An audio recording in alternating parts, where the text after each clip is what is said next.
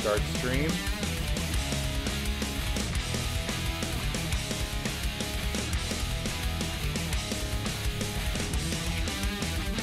And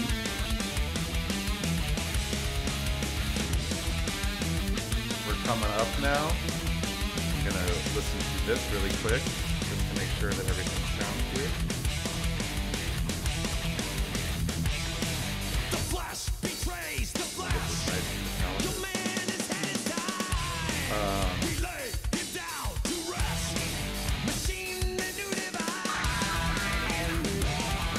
All right, I think we're good.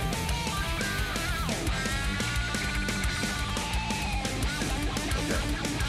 We're getting drowned out a little bit by James Hetfield, but that's an easy fix. Let's start the show. What do you say? I say, yeah. Okay. It's like That's a like good it's like response. it's like oh god, Say CFO yeah. dollar. Yeah, that's where I was trying to get to, but I couldn't get there in time. I fucking can't believe I blanked out on CFO dollar sign. That's okay.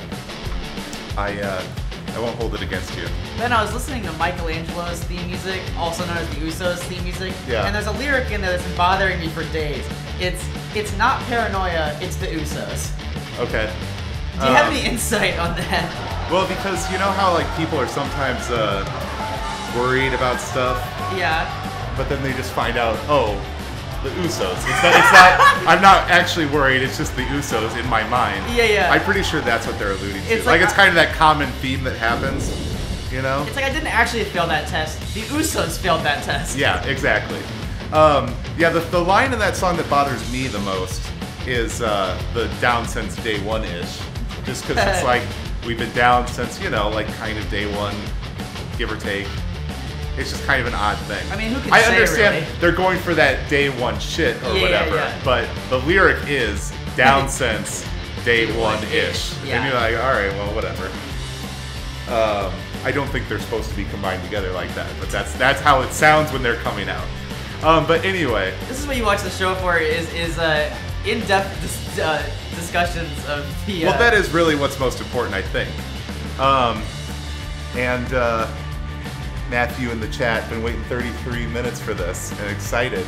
Oh, hell that yeah. AHHWF is about to start, and we are of course starting this show with Elastigirl coming out, addressing the fans. Yeah, we have not seen Elastigirl since their unsuccessful effort at Mr. Cleanatine's Day, I believe. But I will be excited to see what she has to say, considering the impression she made on all of us at that pay-per-view event. Okay.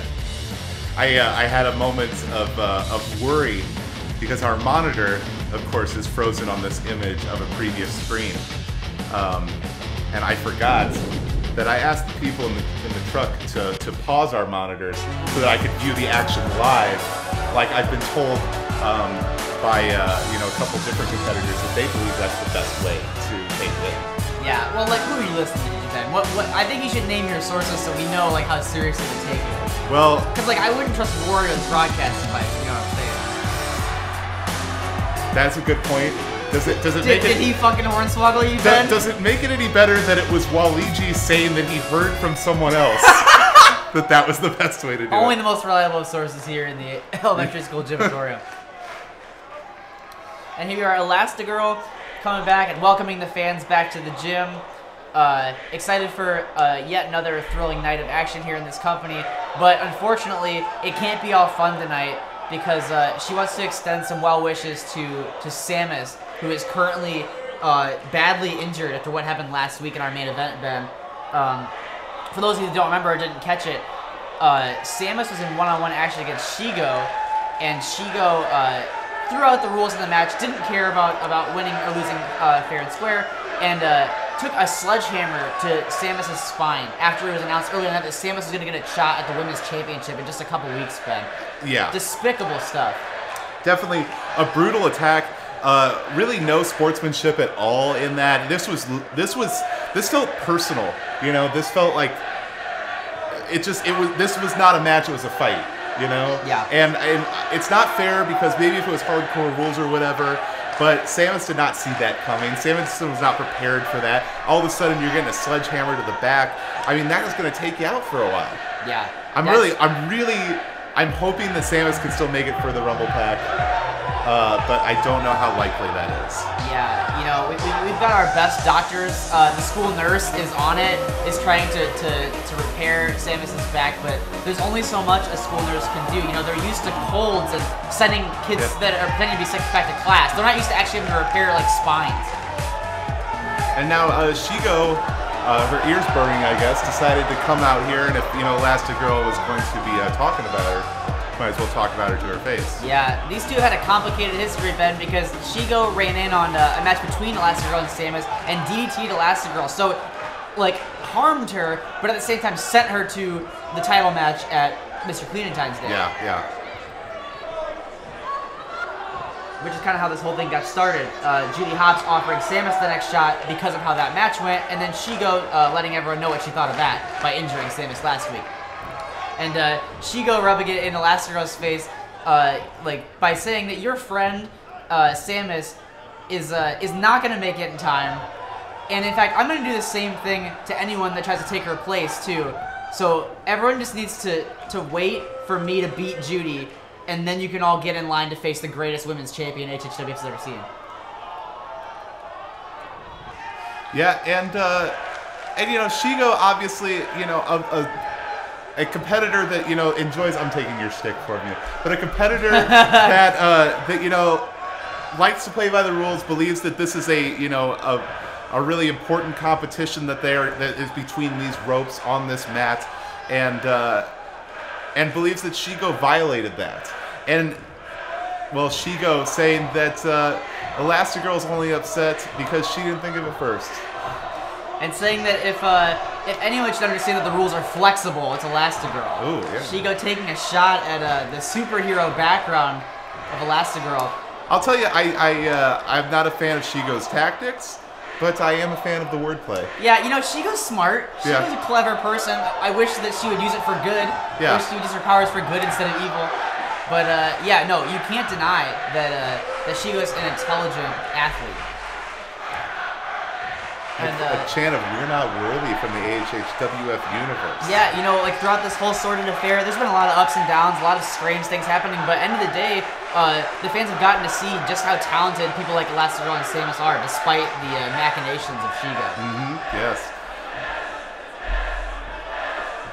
And Shigo, of course, just, you know, reminding Elastigirl and the AHHWF universe about how, you know, it's only a matter of time till she is the AHHWF Women's Champion, and she's running the women's division, and, you know, things are going to change. Maybe people like Elastigirl can't cut it, and can't hang out. Her words, not mine. Yeah. And, Elastigirl saying to Shigo that, look, your greatest hits so far of this year have been winning the Money in the Bank ladder match, which is no small feat, but since then, it's been running into other people's matches and attacking them, and then cheap-shotting them with weapons. So you have no real claim of being a champion. You don't know what it takes. Yeah, yeah. And you know, interesting observation from 44th Pilot in the chat saying Elastigirl is the mom figure Shigo never had. That's a great point, Pilot, especially considering that I forgot to mention when I talked about Elastigirl's superhero background that Shigo also is a superpowered individual. Yeah, yeah. And Elastigirl right now calling out Shigo, saying, you know what, you talk a big game, but you know what, I'm challenging you right now, tonight. Let's have a match. Let's settle all this right here in front of this great audience, in front of these great people, right here in the middle of this ring. Let's end this. Is Shigo going to answer this challenge? Shigo pausing for a moment. Tonight? Elastigirl saying, look, come on. This is the only time you've ever shut your mouth in your entire time in this company. We've all heard you yapping about how you're the best, how you're going to use that briefcase to become the champion, and the second I challenge you to a match here tonight, you're silent? So let's do it. Let's go. Tonight, you and me, one-on-one. Ben, Shigo just said no. Shigo literally just said the word no, and that's it. Shigo said no. Ben, can you do that? In a wrestling ring, if someone challenges you to a match, can you just say no? I mean, we've never seen that before. I guess the rules don't say that you have to accept a challenge. The rule, nothing in the rule says a dog can't say no to playing basketball. I suppose so. Wow. Okay. Well, we're not going to be seeing that match tonight, but what we will be seeing, we will have women's action here in the opener of this event tonight. We had the champion in action once again, Judy Hopps, against newcomer Snow White. Yeah, definitely. Snow White.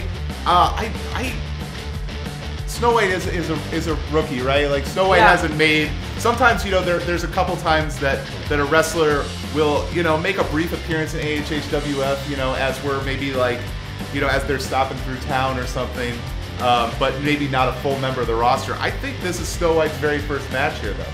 Yeah, I believe that is true. Snow White has been around for a very long time, since the 1930s, some might say, but it's her first time appearing in AHHWF.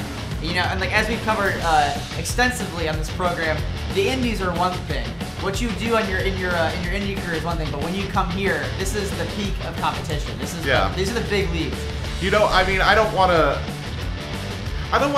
to speak ill of another company. There's a lot of great wrestling shows out there. There's a lot of stuff that I enjoy personally watching.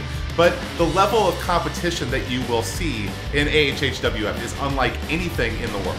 Well, of course. I mean, like, the only rabbits that Snow White has encountered in her home promotion of Disney were, like, ones that just, like, crawled around on all fours and, like, ate carrots. Like, Judy Hopps is, like, a police officer and a wrestling champion. So Snow White, this will be the first time experiencing something like that. You wouldn't see that in any other company. Wild Hopps pointing out that she's maybe as old as Mermaid Man. That's true. You know what? Yeah, like Snow White, I'm not as familiar with her career because she didn't invent the DDT, but I do have an understanding that she is a legendary figure in women's wrestling. Yeah, well, and Snow White, I mean, just to say overall, Snow White aged a lot better than Mermaid Man too. Yes. Not as grotesquely jacked, but more like consistently in shape. I think that's what happens when you don't do the staying out all night partying, the drugs, the alcohol. I feel like you age better. Yeah, I mean, if folks, if you have not seen the ESPN 30 for 30 on Mermaid Man, I ask you to check that out. It's quite something. Mermaid Man has been through a lot of ups and downs in his career. Stardom is hard for a lot of people. Yeah, and of course Judy Hopps, being a wrestler that grew up watching Snow White, loving Snow White, and so, I mean, Judy Hopps has been bouncing around the back all night, so excited that she gets to go one-on-one with Snow White tonight. Yeah, and you know what, Ben? It's worth noting too that Judy Hopps also came up out of the Disney dungeon. Yeah. So, these two have similar backgrounds, maybe trained by the same people, in fact. Snow White looking confident. Did you see the glow, Ben? There was definitely a glow. Snow White is positively glowing. That was. I'm interested to see, Ben, once this gets going, once that bell rings and these two lock horns. I'm interested to see if that was a glow of excitement, of pure passion for wrestling, or if that was like Snow White's power level, her energy just escaping from her body. Judy Hopps might be in for a fight tonight. Definitely a hero's welcome for Snow White here at the elementary school gymnatorium. Yeah, our fans, being that half of them are elementary schoolers that just went through a whole day of school, they're big fans of pyro. Yeah. Somewhat easily entertained, but who doesn't like pyro? Oh, for sure. Well, I didn't when I was their age. It scared me a lot. I'd go to local hockey games and dread when they would say "in the Rockets' red glare" because they do the sound effect where shit's blowing up. And anyway, speaking of shit blowing up, here we go. Women's wrestling action. Judy Hopps immediately taking Snow White to the ground and going after that arm. Snow White back to the feet though, but Judy got in a headlock, taking her back down to the ground. Kind of an out, and Snow White. We're getting a lot of real good chain wrestling here right at the beginning. We don't normally here in AHHWF get a lot of technical wrestling, but we're getting a showcase right now here from these two. This is a clinic, Ben, and it's something you notice with competitors like these two. They are actually interested, believe it or not, in playing by the rules. And typically, you're not supposed to just punch your opponent in the face. Exchanging of wrestling holds is the way it's meant to be done. We just have a lot of people who have personalities that are hard to restrain. Yeah, definitely. But Snow White throwing a few bows there, and right back at it. Yeah, well, elbows are legal. Yes. Wrestling rules have always been a little arbitrary. Who knows why? Ben, look at that. innovative offense from Snow White. Definitely. Extending the legs, falling down into the splits to do a pin. A little bit strange to go for that kind of move this early in the match, considering that she's done literally no damage to Judy Hopps and had no chance of winning. But, you know, maybe wanted to show off getting the good graces of the fans here in her first match, and also let Judy Hopps know, like, look, I'm capable of some shit you've never seen before. Yeah, definitely. And I mean, Snow White, obviously, worth the reputation that she has garnered throughout her career, and they're just knocking our champion to the ground. Yeah, anytime that you can shoulder tackle and then slap the face of the AHWF Women's Champion, that's a spot you want to be in. If you can do that and get away with it, then you're on your way in this company. Yeah, but Judy Hopps taking Snow White back to the ground with that leg drag there. Those educated feet. Judy Hopps trained extensively in the academy, training under Officer Rob Van Dam. Well, recover here, pinning situation. Brian distracted. Brian caught up in the ropes or something. Well, you know, it would help if he was looking in the right direction of the match he's supposed to be officiating. But you know what? We love Brian, and quite frankly, we let him get away with a lot because he's a nice guy. Well, I've talked to Brian before, and he just sometimes gets a little wrapped up in the energy that the AHWF universe brings to a match. Sometimes forgets where he is, you know? Yeah, and he's also described to me that some members of the audience have really loud sneezes, and I understand where that could take you out of what you're doing. Yeah, definitely. You ever been in class when someone just lets out a sneeze that sounds like Chewbacca? You know, like how are you supposed to go back to your math problems? It happens. Oh, Snow White catching the boot there. And now up on the shoulders, fireman carry, but Judy down from it, dropping into that on the back there. Inverted DDT. An inverted DDT, thank you. That's why we need a wrestler on the commentary here. There you go. Those kicks to the chest. That's, yeah, those Hopps kicks. I believe those Hopps kicks are actually followed by this roundhouse. I think that was what beat Elastigirl in their last match. A strong memory you have there. So Snow White even be able to stand up from this is impressive. It's all right. Oh. Big leaping stomp from Judy Hopps, our champion. Could this be it right here? No, Snow White kicking out. Not quite, but Snow White, I have no idea how they kicked out of that one. I mean, Judy Hopps bringing it right now. Showing that, showing respect for the legend, but showing that, they're trying to win this one. Yeah, Judy favors that technique there where you trap the arm and stomp on the elbow. Holy shit, man! Snow White, though. Maybe a little disrespect to Judy Hopps, dropping her on the head there. That snowplow and a big, was that a knee or a I think kick? It was like a roundhouse knee of some sort. Ben, Snow White has a level of aggression, a ruthless aggression in her that I did not anticipate. But Judy Hopps able to kick out after 2 there, and we have one hell of an opener match right now. Yeah, this is incredible. Ben, I know Snow White for like singing about doing chores. Like I did not expect her to bust out maneuvers like that. And here we go, there's that split again. Now this time you might be, okay. Maybe that's not the kind of move that is supposed to be a pin, like I believed it was. I feel like it could possibly be a sort of humiliation tactic in a way. Yeah, is Snow White playing dirty with our champion? I guess I didn't read it that way, but it could be. She did taunt over her body a little bit ago. A strange shimmy. TNT in the chat bring up a couple interesting things about Snow White. Here we go, big tiger suplex from Judy Hopps. And pumping up the crowd. The crowd chanting, Hopps, Hopps, Hopps, Hopps. And here we go, blowing a comeback. 2 clotheslines. Ducking one from Snow White. Big kick. My God. Out cold. This is where you want to be with Judy Hopps. You want to get into that zone and set up for the Hopps kicks. And we're about to get another one here. Here it comes.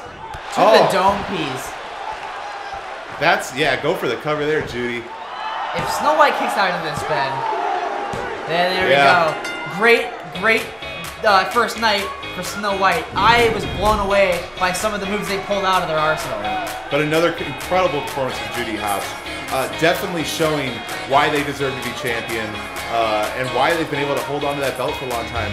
I feel like there was kind of murmurs in the AHWF universe when Judy Hopps first beat X23 that it was maybe more of an off night for X, that they were kind of wondering if Judy was really like the real deal as a champion. Yeah. But I gotta tell you, the stuff that we have seen Judy Hopps do as champion should put any of those doubts to rest. No, absolutely. And I think, honestly, everyone in the arena and in our chat is on board. I think everyone has now totally accepted Judy Hopps as our champion. We know her, we love her, and we're looking forward to whoever she ends up defending that title against at the Rumble Pack. Whether it is Samus, like we hope, or some new person. It could even be Snow White. We don't know yet, and I'm excited to see what's going to happen. Yeah, definitely a lot of excited people there in the chat right now. Enjoying celebrating with Judy Hopps in this victory. Celebrating Judy's big steppies. Yes. Here is your winner, the hero. And TNT brought up a good point in saying that Snow White trains with Fabulous Moolah, which is an instant bona fide as far as I'm concerned. Yeah. And then also wondering if Snow White's 7 managers are hiding under the ring. But what made the difference in this match essentially was that the 7 dwarfs have not been awarded wrestling manager licenses yet. We need to go over their paperwork still and approve them. So no, they were not able to be present here tonight, which, you know, maybe things go a little differently if Dopey's there. And here we go, Ben. This is going to be an interesting match. If you recall, 2 months ago at All In, Crash Bandicoot made his first appearance in 2019 in a match against the Penguin. No real rhyme or reason to it, just an exhibition match. You know, sometimes there's not always a grandiose personal element. Sometimes you just got to be a wrestler and do your job, go clock in.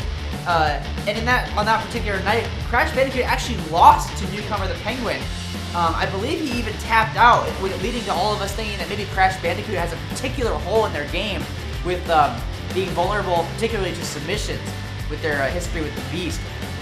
But so Crash is a confirmed competitor entrant into the Rumble Pack match in 2 weeks, and they wanted a tune-up match, and they picked Ben, I think quite frankly the best option for a warm-up match for a match like the Rumble Pack, the person who beat them on pay-per-view just a couple months ago.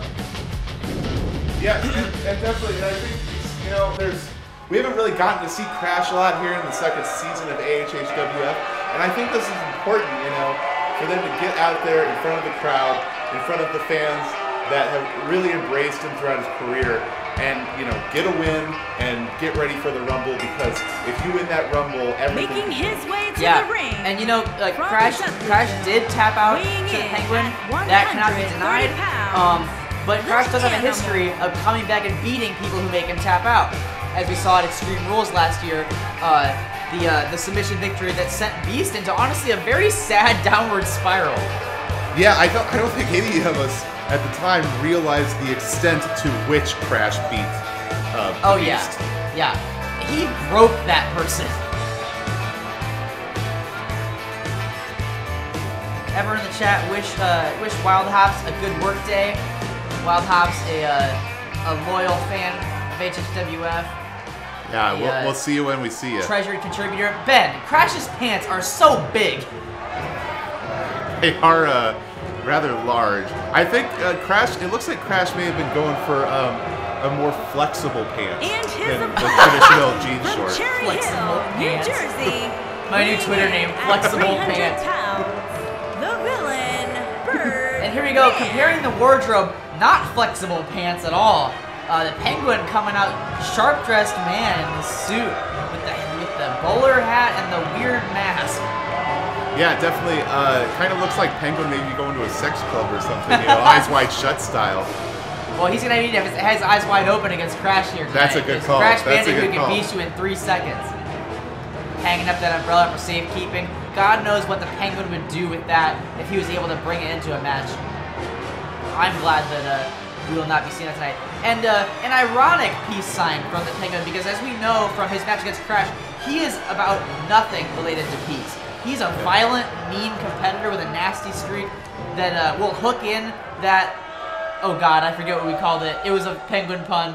You know, the coquina clutch, but for penguins? Yeah, he'll like lock that in and he will make icebreaker you or tap something. out. He'll put you to sleep.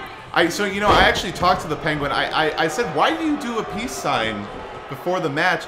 And he had no idea what I was talking about. And I had to go like step by step through his whole, you know, intro. He's like, yeah, no, I know. I come out, I hang the umbrella up. Yeah, okay, yeah. I was like, yeah, and then you get into the ring. And you do like the wing thing, like, yeah, because I'm a penguin, like, you know, you get it. And I was like, yeah. And then after that, you give a peace sign. He's like, no, I don't. I give the V for victory because I'm about to win. I was like, wow, you know what I was talking about. Why didn't you just say that earlier? He's like, I don't know what you're talking about. And then we went through that whole loop again, and that was why I was in the commentary. You know, Ben, it wouldn't be a night here in HHWF if someone didn't accidentally, at least I hope accidentally, knock coworker Brian on his ass. Yeah. I didn't expect it to be Crash, considering that he's a very nice person. But you know what? Crash does have a lot of energy. Maybe not the best attention span, and does have a tendency to get real hyped in matches. So you know it happens. I just read his pants are big because they're full of secrets, and I can't stop laughing.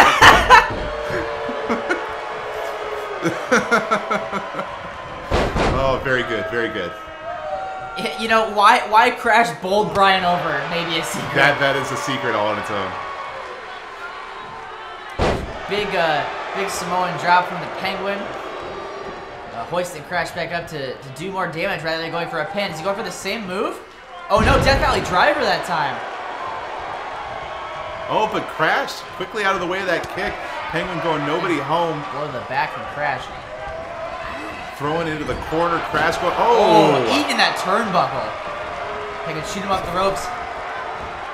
Catching him, roll through. Drop toe hold from Crash. Ben, I love nothing more than seeing two skilled wrestlers exchanging holds like that, countering each other, transitioning from one move into another. There is truly nothing more exciting in professional wrestling than a good drop toe hold. Fucking love Raven in that chair. Penguin throwing a drop kick but missing and paying for it with a punch to the face and an elbow to the jaw. Crash maybe upping his strike game in the new year. It's not really a new year anymore, but like Crash has barely wrestled in it. So yeah, like, it's a new year for Crash. It's a new year, yes it is. And Crash flexing for the crowd. Crash feeling himself. Oh, going for that forearm again. Back up with that fireman's carry. Death Valley Driver onto that reinforced martini glass, Ben. The strongest part of our ring. The Crash kicking out after a 1 count. You know, an interesting background for the Penguin. I don't know how much of this you know. But the Penguin actually comes from a very well-to-do family in Gotham. And, you know, kind of was taken down the wrong path when his family was disgraced and his fortune taken away. I didn't know any of that. I don't do my research, Ben. There's a reason that we have you on to talk to them about their victory poses, because otherwise I'd be out here thinking it was a peace sign. Because I'm here to be able to name moves, and even then I can't always do it, so like I'm glad that we have like a true journalist here. Well, that's why we make such a great team, because I do the investigative journalism and you just have the knowledge of what moves are things. Yeah, like you get to the bottom of like the personal backstories that inform all of our roster members' decisions, and I just say drop toe hold. Well, you know, because otherwise I'd be out here just going, he dropped him on his back. Which he did do with the big hoe train just now. Setting up for something here. Could we see the first remaster of the night? There it is. Crash hitting his finishing maneuver, the remaster. Now going for a cover. Wise move, getting on the side in between the ropes. Ooh, but Penguin, 2.5 count, barely able to kick out. As predicted, while the remaster is a very strong, effective maneuver, if you will, from last week, it does tend to take Crash 1 or 2 to seal the deal. It's not dissimilar to Shaggy's Scoop Shasa in that way, but that time, Penguin does successfully come off his big feet and hit a dropkick. This time, single leg variety. I wonder if there's something I can read into about why this time he only used one leg.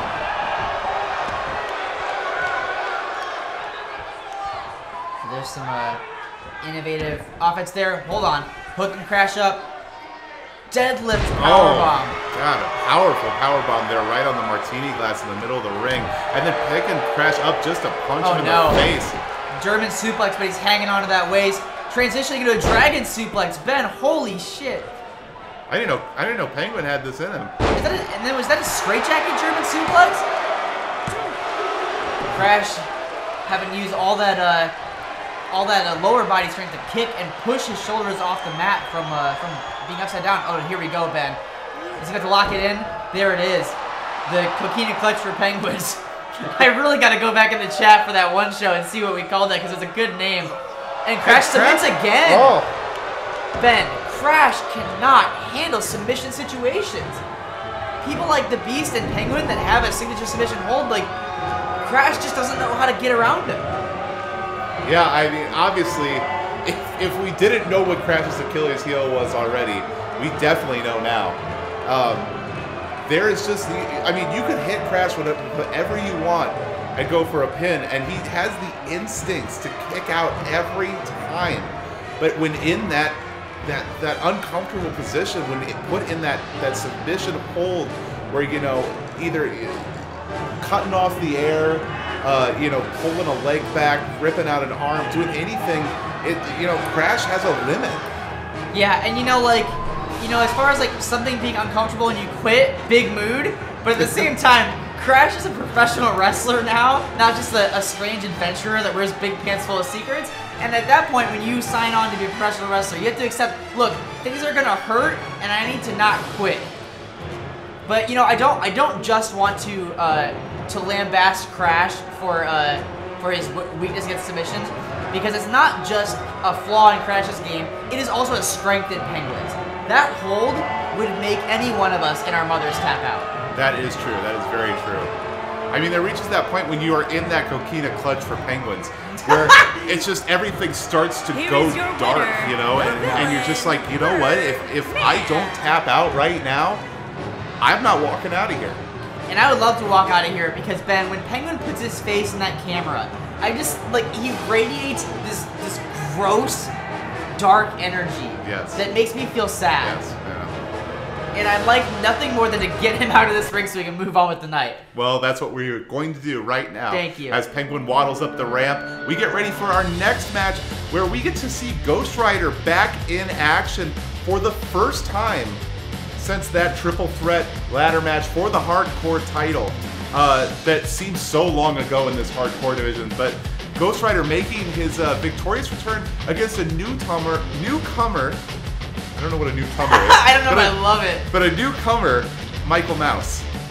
Yeah, Ben, the word backstage is that these two went to the offices of Fraser Crane together, even though they were about to be opponents, because they were hanging out at catering and talking about the brand new Patreon pick feature that we have on our big pay-per-view events, where our patrons can vote on who are in an extra bonus match.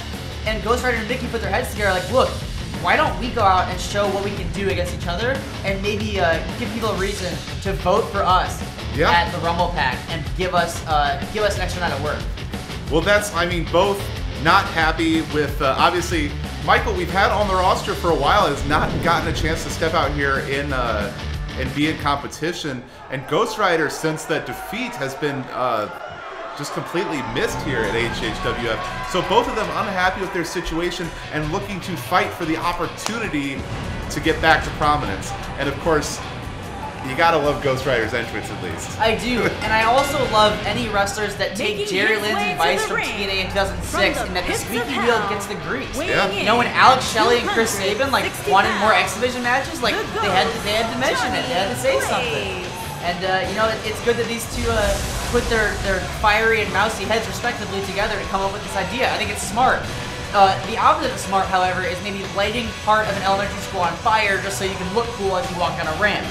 Well, sad state of affairs, but there's not a huge budget, so they let us get away with a lot because we pay a lot in rent to use this place. Also, sad state of affairs, no fire extinguishers. What we have to do is have the Mario brothers come out and jump up and down on the flames. Yeah, well, Mario has this little backpack thing. It's kind of like a vacuum that he can shoot water around with. I think I've seen that. Yeah. It's kind of from his days where he was a little more, had a sunny disposition. Yeah, and his brother Luigi has a similar backpack, but it just keeps dispelling undead spirits, and that one's not as effective here. No, that's how we ended up with Ghost Rider in the first place. Yeah, Luigi's dicking around, fucking, look at my backpack, Mario, and then suddenly got this, the fucking ring post exploding. Thanks a lot, Luigi. Don't slash my tires again, though, please. Fuck, god damn it, Ben, when will I learn? I have no idea. That really is the cliffhanger every week. When will Chris learn? When will Chris learn? And according to Chris Cloud, you are not wrong. Ghost Rider does look bitchin'. But speaking of the opposite of bitchin', And his opponent, Michael Mouse is about to dab. California, weighing in Vicky's at very large 130 hands. pounds, strange shorts. Ben, Mickey doesn't quite look like himself. Mickey. That's one way to put it. Mickey has maybe been through some shit on the indies. Maybe won too many death matches in small bars for not enough pay. Yeah. I mean, you know, all right. Let's wait to see the in-ring performance before we cast too many judgments here. But not the same presence as Ghost Rider. Yeah, you know, Steamboat Willie is not exactly the type that I would pick to be able to beat a man whose head is on fire and uses chains and motorcycles and whose head is a skull. But you know what? We're about to find out. Stranger things have happened in HHWF. You know, it seems so strange now because he was on top of the world for so long, but the first night Shaggy challenged Kratos for the Hardcore Championship, we thought he had no chance. So it could be a similar situation here tonight. Well, remember legendary wrestler Randy Newman, who later became a songwriter, wrote the song about many of his matches, saying strange things are happening to me, if you remember that. And that really is just kind of, that's the way wrestling goes. I mean, you know, that you like we were talking about with Crash, like you were talking about with Beast, you can go from being on top of the world to barely being able to get a match, barely being able to even win a match. You know, it can happen that quickly. And now we see Michael in a precarious position, but able to get out of it, and I don't know, hellish leg sweep. It's a Russian leg sweep, but spelled R-U-S-H-I-N, referring to how Ghost Rider drives that motorcycle. Oh, okay. That makes perfect sense. I think so too. Putting the big combat boots to the midsection, but maybe below the belt of Michael Mouse. Michael Mouse going for a big steppy, and Ghost Rider bowling shoe ugly clothesline to the side of the head, but you know what? It gets the job done. It takes the Mouse down. Dragging Michael to the middle of the ring here, going for the pin. Brian counting, but we only get a 1 count. Ghost Rider back to his feet and going after Michael again here, but Michael able to throw Ghost Rider to the outside. He's on that apron and taking a tumble to the outside. Now going up big. The speed, Ben.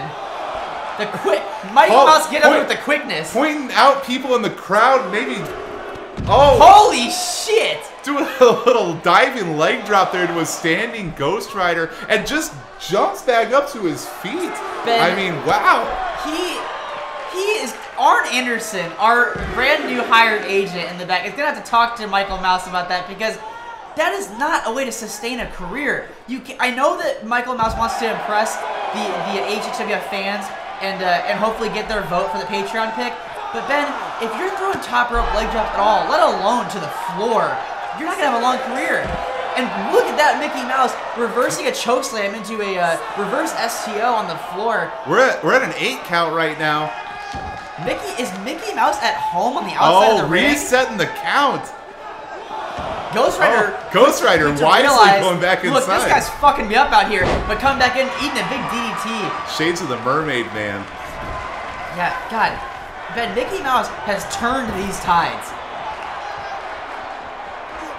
Big leg drop from Mickey.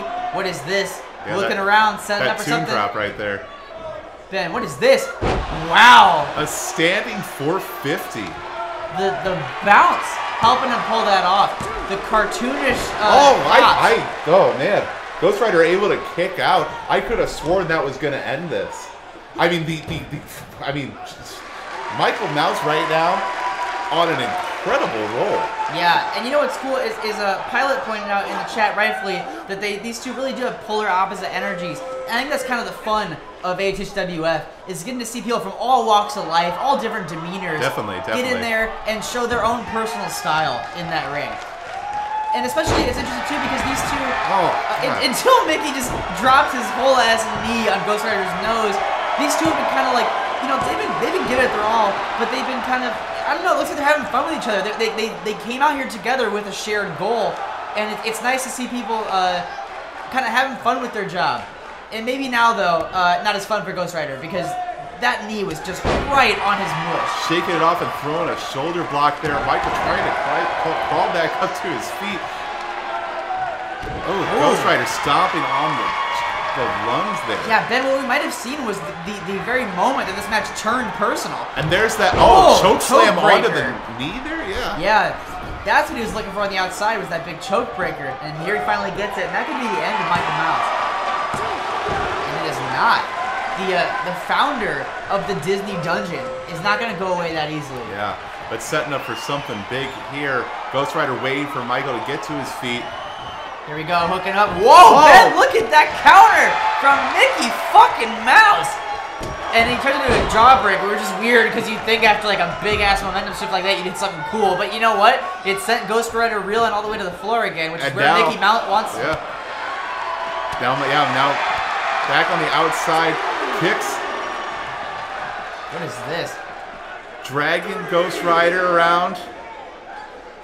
Throwing him against those barricades. Right in front of his adoring fans. Ooh, and then hitting the face off the barricade there. Exchanging chops on the floor. Ghost Rider's sick of this barricade shit. Throwing Mickey face and abs first into the steps. Unusual positioning, but normally they throw him into the side of the steps. But Ghost Rider directly into the stairs themselves.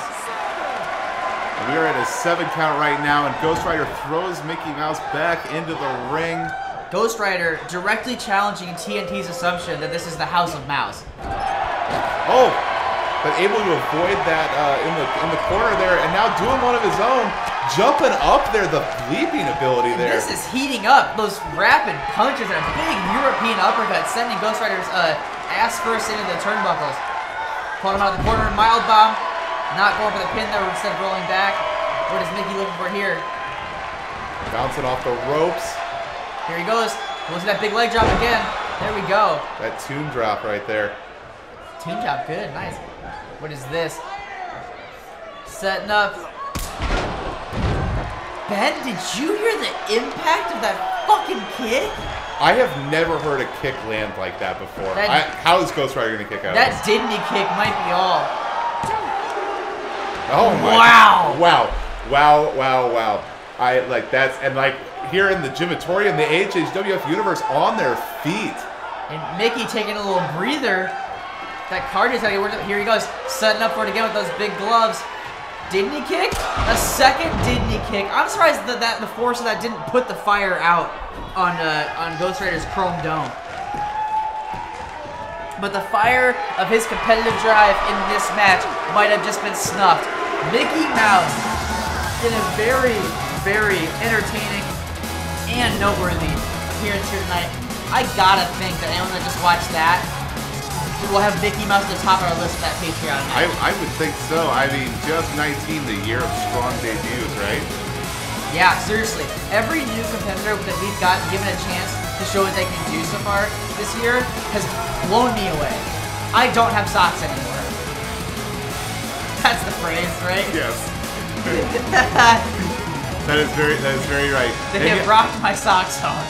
And the amount, I mean, you know, so there's a lot of different wrestlers here at HHWF that have large arsenals of moves. Yeah. But the amount of high energy, you know, go big, go home moves that Michael Mouse had. I mean, it's incredible. I mean, we're just watching the highlights, the stuff that we saw him do in this match. I mean, I thought when we saw the springboard 450, I didn't think it was going to get better than that. Right. You know? Yeah. Or not, not even the springboard, the standing 450. I'm sorry, not even a springboard. Yeah, that's but true. Yeah. I mean, it just got better. Yeah. You wonder too if Ghost Rider regrets or is happy with the fact that he agreed to this, because while he also I think made a big impression, and I think Here is your winner, match. He did get real pissed at Mickey despite their attempts to have a friendly competition, and he did lose the match as well. Yeah. Time will tell if our fans give a shit about that, or if they just like watching the old choke breaker Mickey Mouse. Sometimes a good entrance can do a lot in wrestling, whether you like it or not. That's true as well. Whether you like it or not, sometimes that can be a big factor as well. Mickey's celebrating with the fans. You know what? For someone who is waiting so long to finally get to wrestle here in this company, you got to think that that's a good feeling. Oh, definitely. And coming up next, we're going to hear from one half of our tag champions.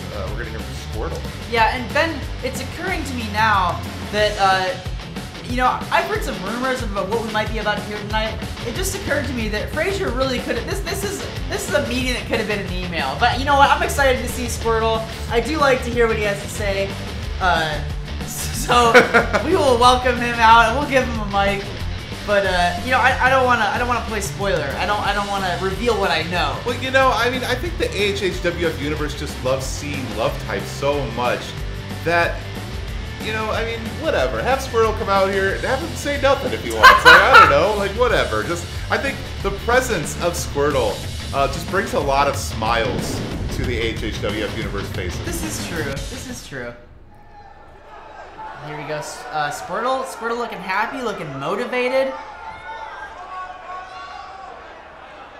Picking up that microphone. What does Squirtle have to say, this turtle boy? Squirtle saying, as usual, it's great to see these smiling faces out here in these seats. This is Squirtle's favorite place to be on a Thursday night. Hopefully it's yours too. And Squirtle saying, look, Love Type, they've kind of been through a lot this year. You know, they've luckily been able to overcome every obstacle, but they had kind of a war with both the Great Mario Bros, also known as the Team, and an even worse war with the Teenage Mutant Eldritch Turtles. And so like they've had big obstacles this year. They've had big competition, but they've also been on a great streak of wins, and they've never felt more cohesive and great as a tag team. Their relationship has never been stronger. They're feeling the love, and they wanted to reward another team that's out there showing that same type of love, that same type of cooperation, and they want to bring out Goku. And they want to talk to Goku in this ring tonight. Yeah, well, you know, Love Type teamed up with Gogeta last week for an incredible 8-man tag match. And obviously, you know, impressed by what they saw. Yeah, so answering the call for his half of his team is the Super Saiyan himself, the deadbeat dad, Goku. Yeah. Those of you at home may be wondering why in these situations we don't have both halves of the tag teams. And we actually have a strict rule in AHHWF that we only allow 2 wrestlers in the ring at a time talking. Just because, you know, we've seen in other shows how really quickly these things can get out of hand. So we're just like, you know what? If it's not a sanctioned match, let's just keep it to 2 right now. Yeah, because, you know, if people are exchanging words, it's one thing. But if, like, someone said something bad about Squirtle, Charmander would just freak. Yeah. And, I mean, we don't... With the level of competition that we have here at HHWF, if an all-out brawl started, we don't have enough referee Bryans to break it up. No. There's only 2 of them. Yeah. We've only got coworker and father. Like, we're out of Bryans, Ben. We can do nothing about situations that get out of control. But Squirtle's saying... Look in my eyes, Goku, because I look in your eyes and I see someone who knows what it means to not only be a great fighter, but to also be a great friend. You and Vegeta have had a complicated history, and you've always forgiven him, you've always been there for him, and you didn't hesitate to let him be your tag team partner. And I just wanted to pass on for Charmander and myself and for all these fans that we respect that. Some kind words from Squirtle. I always love the power of positivity that Squirtle brings with him to the ring, you know? I love our company in particular, Ben, because in no other wrestling promotion will you see people like Love Type Connection or Judy Hobbs who are not afraid at all to drop the pretense of like the I'm gonna kick your ass wrestling mentality.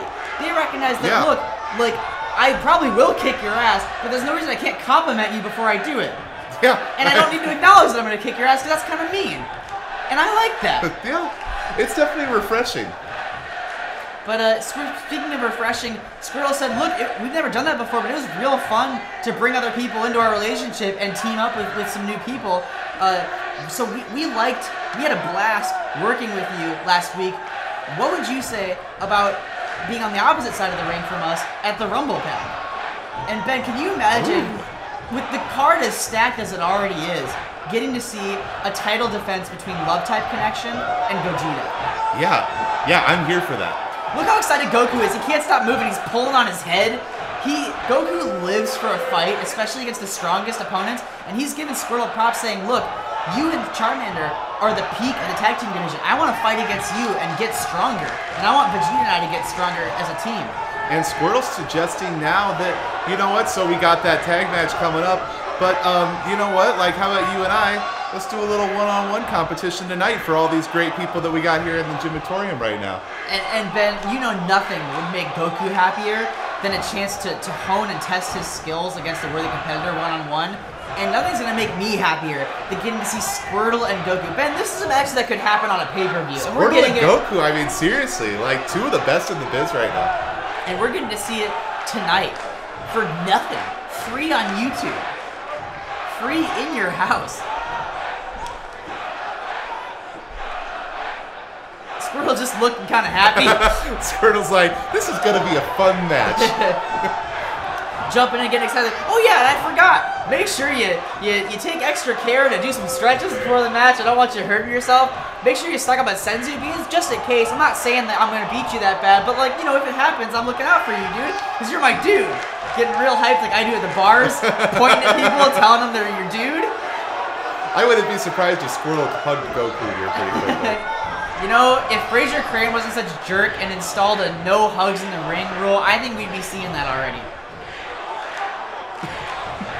Yeah, Love Type known for the most intense compliments. 44th Pilot's got a lot of great observations today, just gotta say. Like, yeah. shout out to you. You know what? If we ever want to make the mistake of a 3-person commentary team, oh fuck, we are a 4-person commentary team.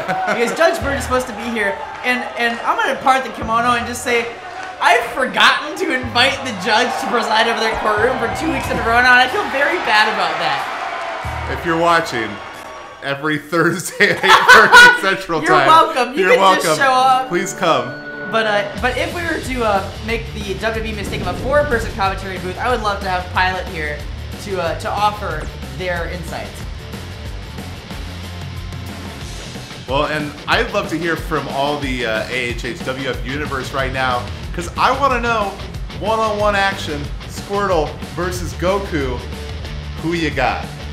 You didn't see it at home, but I did a little like finger guns motion to accompany our catchphrase, so that's how you know it's our catchphrase. Yeah. We say it a lot, and also I did finger guns. Like you might not have known if we just said it a lot, but when someone points when you say it, then you know, oh shit, this is a noteworthy phrase. And who you got are the 3 most important words in AHHWF because part of the fun is engaging with the show and trying to predict where it's gonna go, even though, quite frankly, a lot of times that's fucking impossible. Well, alright, so we talk a lot about the strength of the bond between Love Type. Obviously, their love can conquer so many obstacles. But I think we go one-on-one competition.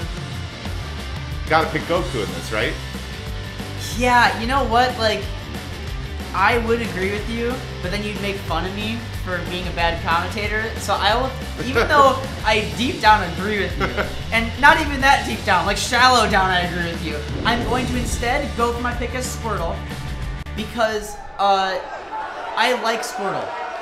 Well, no, and I mean, all right, really though, if we're betting on this, you know, it'd be silly to not go with Goku, but making his way I think to the there ring, is a strong case for Squirtle if you want to make it. That obviously an incredibly proven, you know, undefeated tag team that doesn't happen by accident. No, it is the sum of 2 great parts. You know, so it's like obviously Squirtle knows what they're doing in the ring. Right. Squirtle is an incredible competitor, and you know, I think that in a lot of instances, Squirtle is the one of Love Type that has maybe the most technical ability in the ring. You know, Charmander has a lot of power and has a lot of energy, but Squirtle is the one that has the most wrestling trained.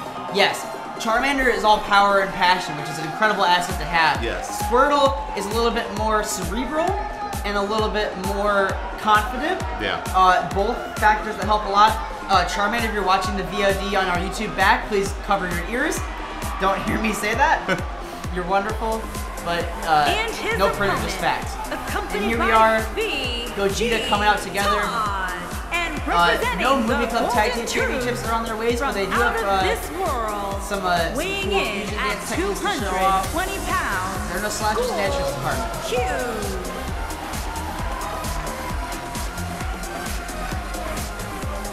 The fun little ditty. Yeah, it's nice. I'm moving my head a little bit. I'm feeling it. I wish I'm Vegeta would move his head because I don't like looking at it. You know what? It's an exciting thing about our, upgrades that we've been able to get here at the elementary school gymatorium is that we're now able to transmit the entrance music, in a better form. Sometimes maybe you would have heard it coming over our, headset microphones here. Yes. But now the HHWF universe at home watching on the stream gets to enjoy the fact that we have some pretty entertaining entrances. Of course, Love Type's no music doesn't really change in this situation. Yes. But then you really know, you can feel the no music because you've heard the other music. You can it's like you can really feel the love, Art, Can you feel the love tonight, Chris? I can, and Ben, art is juxtaposition. Yes. Here we go. Immediately, Goku picking the leg and executing a dragon screw, but Squirtle making it pay with the top of his head. A big slap, but Goku deflected it, fires back with a Hurricane Rana. This is already off to an exciting start. I also want to emphasize that I will forever love and respect Goku for someone challenging him out in a wrestling, calling him out and challenging him in a wrestling ring, and him saying yes, unlike Shigo at the beginning of the night, that no-gooder Shigo, which I feel like I was so surprised I couldn't really emphasize it, but what kind of just awful person, weeks in a row, interrupts and ruins a number one contender match, right? Attacking someone, then injures someone with a sledgehammer, and then just refuses to fight when asked to answer for their actions. Well, yeah, I mean, it's obvious that, Shigo is not here to make friends, as everybody on a reality TV show says. But, Shigo's just like, I'm going to fight on my terms, and those are going to be when your back's turned. Yep, and unfortunately, that is our reality here in HHWF. But also, what gets to be our reality is watching people from the Pokemon and Dragon Ball Z schools of professional wrestling tangle up here tonight. Now Squirtle going for a cover. Yeah, but that is not going to be enough to keep down the Saiyan Goku. Yeah, Goku has fought gods and acquired the power of a god himself. So yeah, you can't just be doing snapmares. Look at the agility on our boy Geeko. Setting up, pointing at Squirtle and saying, "You're my friend, but watch the fuck out. Here I come." Ooh. Big meteor off the top. Those knees driving through the face. I mean, that does not feel good. And that is not a place you want to be either. Is on that ring apron, falling to the outside. Punches Squirtle in the big soft head. Squirtle dazed, just sitting on the floor. Goku waiting for them to get up. Well, that was, I like that. I think at this moment Goku was like, you know what, I won that part of the match. I got the victory. I got a good punch in. I'm gonna let Squirtle get to their feet, get back in the ring, and let's do this. Didn't take advantage of the fact when Squirtle was dazed on the outside. Yeah. And maybe that'll change later on in the match. It's hard to say in the heat of battle. When when your instincts kick in, you're like, I got to do what I got to do to win this. But I like at that moment, Goku's like, you know what? It's not worth it. Yeah, which he might have instantly regretted because Squirtle came in, put him in the buckles, and hit a clothesline, and then once Goku was down, put his arms up and posed for the fans, which is funny because it's that confidence I was talking about, Ben, coming out with Squirtle, even though a moment ago Squirtle was fucking knocked loopy, sitting on the floor like a toddler, and then hits one move and is ready to be like, fuck yeah, I'm the shit. And interesting point by 44th Pilot. I'm just gonna keep pointing it out, but interesting call. That Shigo really took a turn for the worse when X23 became less prevalent here at HHWF, when X23 decided to go on that sabbatical, and I wonder if that presence has really, Shigo always more prone to the negative or whatever, but had that moment of kind of come to the light a little bit. I think saw something in X-23 that she could see in herself. There was a moment where you could kind of see Shigo was like, all right, I think maybe I can be better. And I think maybe without X-23 around, then that light has gone away. Yeah, and it could also be a situation where it's like a prey without their natural predator. That's a good call too. So without the threat of X-23 kicking her ass, Shigo has nothing to fear. Yeah. Charmander just smiling pleasantly, enjoying watching this competition as much as the fans are. Charmander's real happy to see that. Granted, we were talking during it, but Goku hit a top rope knee drop to the stomach and then delivered his Kamehameha finisher, and Squirtle was able to survive that. And the tempo definitely picking up here in this match. It's beginning picking up. Here we go, lifting, raising up with that foot. Bam! Spinning back heel kick. That's just a gnarly fucking move. And adding insult to injury there, throwing the knees to the shell. Set up for another Kamehameha. There it is, powered up. What? Oh, Squirtle. What? Managing What to did he just shake see? it off. I didn't know it was possible. Squirtle just ate that Kamehameha and said that's nothing and just chopped him. I don't know if you can see this right now. Vegeta seems kind of worried on the outside, looking at the scanner. Check it. I think Vegeta might be checking Squirtle's power level right now. And Vegeta looking very concerned about, maybe like worried about the match with the Rumble Pack here coming up. Well, Ben, here's to the greatest love I've ever known. And that power level combined with that big jumping headbutt was enough to make me right, Ben. Who you got that I wasn't really sure on. Like, I won and you lost. Don't doubt the power of love. That's true. Yeah. Wow. That was a fun match, Ben. I can't wait to see what happens next between these two teams of friends. Although you gotta think that Goku, I'm sure, will come back from this loss like, wow, you beat me, that's great. Now I can spot holes in my game and I come back. You wonder though if his partner will have the same positive attitude. Vegeta might take this personally. I bet Vegeta's embarrassed that ever the thorn in his side, that Kakarot would lose on this stage and embarrass the both of them. Yeah, well, I mean, there was definitely some worry in Vegeta's face there at the end of this match. And then, obviously after the pin, the worry changed to anger towards his partner. We have to remember that while they are a team now, they are still at odds. They definitely have their differences. Yeah, those two are never going to be too cozy. Yeah, well, we're never going to hear "Here's to the greatest love I've ever known" when they win, Absolutely. And despite Goku being one of the most hard-headed individuals I've ever encountered, Squirtle's head was that much harder here tonight and got the 1, 2, 3 in the victory. One half of the Movie Club Tag Team Champions, of course, in singles action. Ben, have we seen Squirtle compete by themselves before? We have to, right? I mean, maybe, but I don't know. But, I mean, regardless, big singles win against Goku. And here we go. We've now reached another singles match, our main event of the evening. The big dog heard what Mr. Clean said. Dogs are known for their hearing. And Big Dog heard what Mr. Clean said last week, where he blamed Big Dog shedding on his losing the HHW Men's Championship in that cage match. Ben, Big Dog taking offense not just to being blamed for Mr. Clean's loss, but also because Big Dog, little known fact, very sensitive about their shedding. Yeah. Well, and actually, there's a whole other added layer to this. Mr. Clean has developed a way of speaking. He calls it squeaky clean, but this way of getting, he could talk and then also have like an extra added pitch that's higher, like above what us humans can hear. A squeak, if you will. And yeah, a squeak. And what I've been told from Big Dog is that he said some even more insulting things in that tone. Yeah, I mean, I heard that he called him filthy, which is kind of like par for the course for Mr. Clean, right? The man has a fixation. He has an obsession.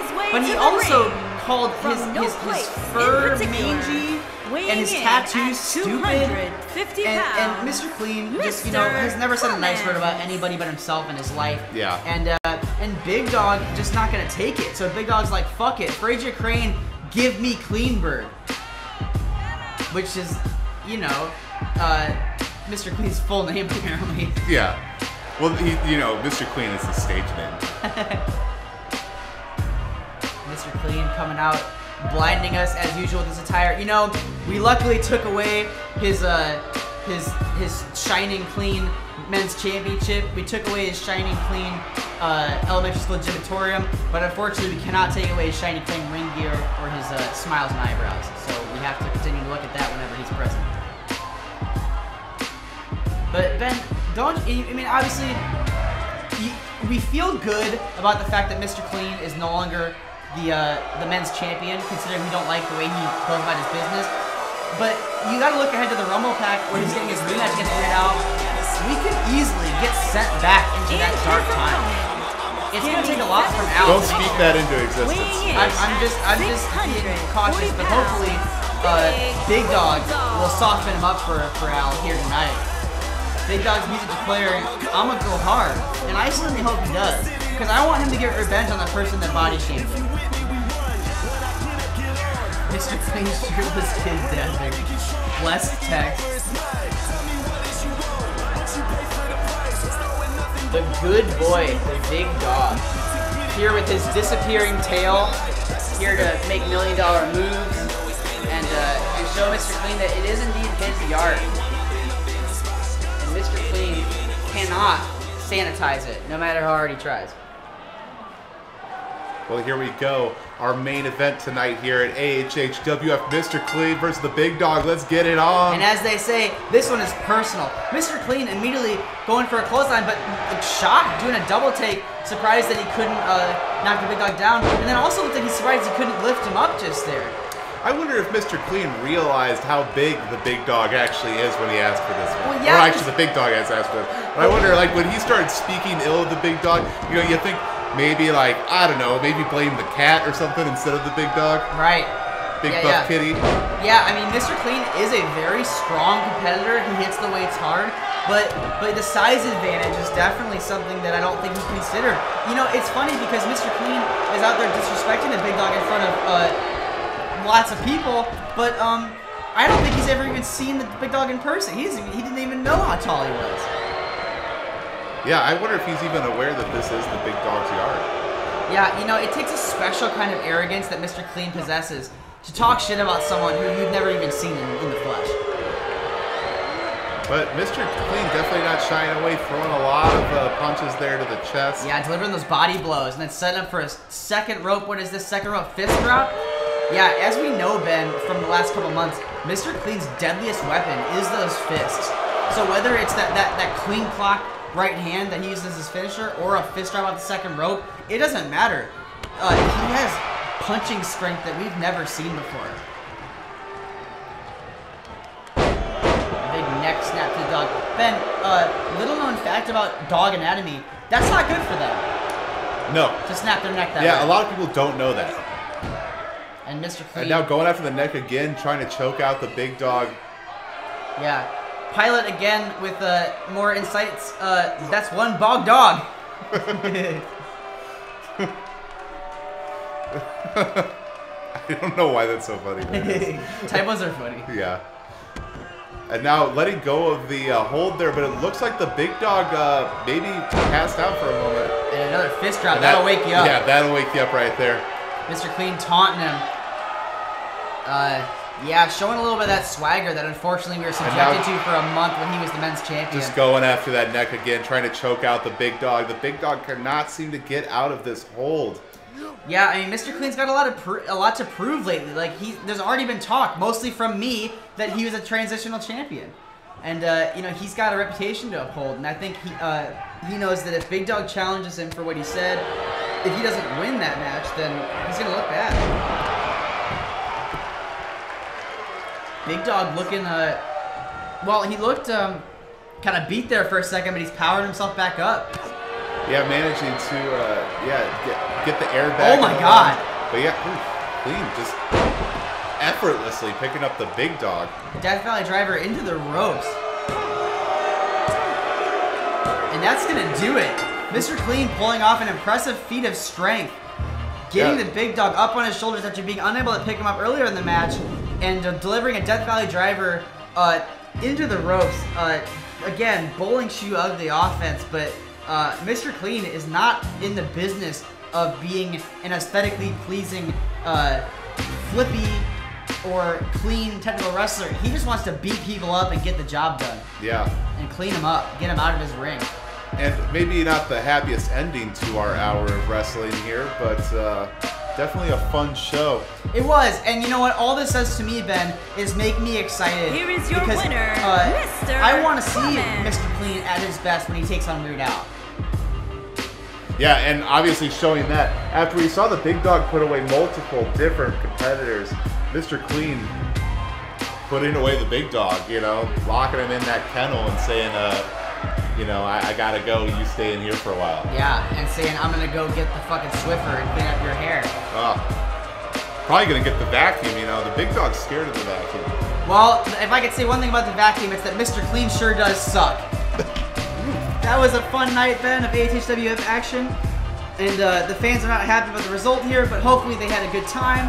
And we will be seeing you back next week, brought to you by our sponsor, patreon.com/alienhappyhour. You can find us on Twitter at Alien Happy Hour, Facebook.com/Alien Happy Hour. You can find us a bunch of places, but mostly we just hope to find you back here next week in the Gymatorium for the Go Home show. We have one more show before the Rumble Pack. I can't fucking wait. 2 weeks away from the Rumble Pack, a show that I am incredibly excited for. So yeah, thank you for joining us, and we will see you next week. Same AHHWF time, same AHHWF YouTube channel.